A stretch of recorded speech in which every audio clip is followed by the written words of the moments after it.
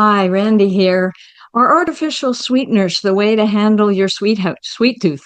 Well, a new study suggests no, no, no. The World Health Organization has already said that aspartame is probably a carcinogen, but our FDA doesn't think so at this point. But a wonderful study from Brazil in the Journal of Neurology has studied the effects of artificial sweeteners on memory and cognitive decline.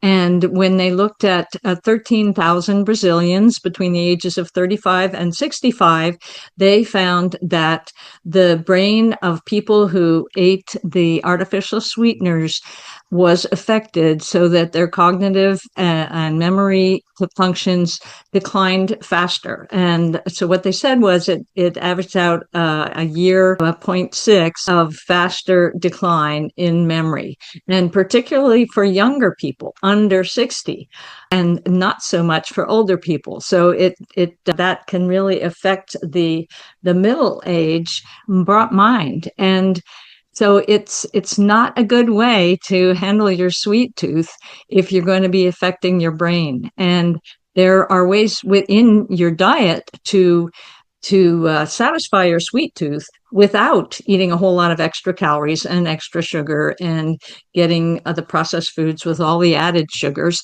But the artificial sweeteners are not the way to go. And it does stand to common sense because these are artificially developed. And even if they originally came from food, they've been so over processed that the body can't recognize them as any kind of nutrient.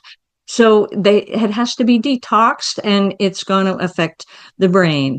And so they particularly found that people that are diabetic or pre-diabetic, it affects their memory more. So it's not about they're on medication, maybe the artificial sweeteners are okay for them.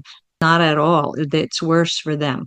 And so if you're worried about your blood sugar, or you just want to keep your mind as sharp as it can be, don't go for the artificial sweeteners. And one more thing, the amounts they were talking about was the worst was an average of one soda a day.